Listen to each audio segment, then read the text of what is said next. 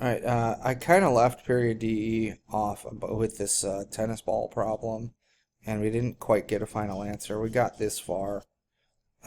We need to figure out that 9.8 meters per second squared is negative. So then I end up getting this negative answer that I have to take the square root of. Well, we're not supposed to do that. So the physics textbooks will try to um, show us a different way to do it. Let me show you what I would say is that in this case, the negative is only for direction. You still could have calculated it and just used the word down, okay? Or put a negative in front of your final answer. You still would have got the correct number if you took the square root of 32.536. That's ultimately what you were looking for. Another way to do it would have been if we used our original displacement from the hand position. That was when they were originally holding it up at 1 meter. If we would have said, okay, it's going to travel 1 meter down, so the displacement from the hand is 1 meter in the negative times little g, which is negative, that's going to get rid of our negative numbers, and we could still find that answer. So not to confuse you guys, but the answer was about 5.7 down, or a negative 5.7 for that one. Let's look at the next one with the leaning tower. On the leaning tower question, we take our givens and we have to put them into the same formula. The only thing we don't know is final velocity. We're given 53 meters above the ground, so we know when the coin falls it's going to be a negative displacement. We know that little g is negative 9.8 meters per second squared. We know that initial velocity when you let something fall in free fall is going to be 0. So let's use these values to substitute into our fantastic formula there. Our equation would read v final squared is equal to 0 meters per second squared plus 2 times negative 9.8 meters per second squared times negative 53 meters. If you look at the units, you're going to have meters squared over second squared, and our number in here is 1038. So all of this goes in here, and we have to take the square root of that. On the calculator, you get about 32.23. Now, it's still going down, okay? So one of the things, when you get an answer for a square root, it could be either positive, it could be negative. We're going to choose the negative since it's going down. And there's a case where the square root answer isn't as confusing as the last example. So I hope that helps.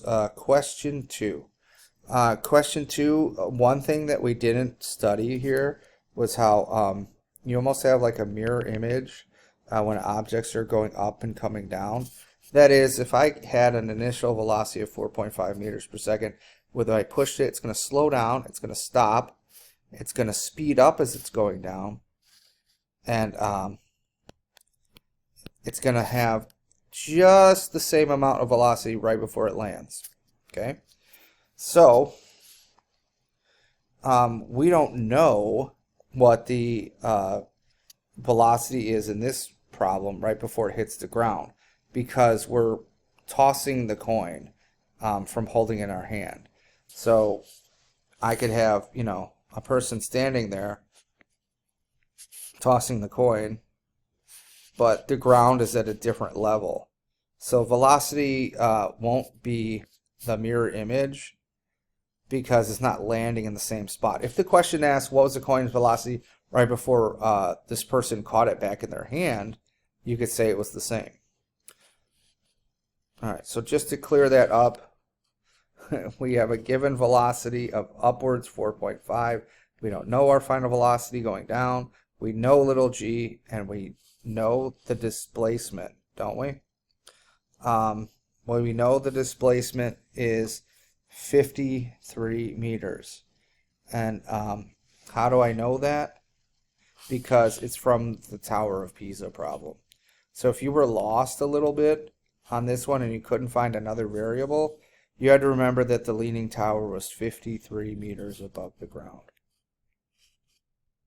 That's kind of what it looks like, right? It has all these like window looking things. So that was 53 meters above the ground. Using these values, I can put them into my equation here. And let's finish that up. So I've got velocity final squared is equal to velocity initial squared plus 2 times acceleration.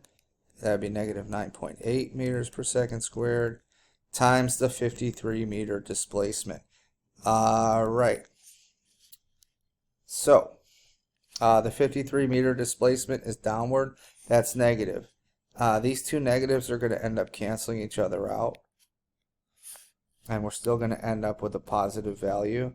So velocity final squared is 1059.05 meters squared over second squared. I need to then take the square root of that. And I'm going to get a positive number. Okay.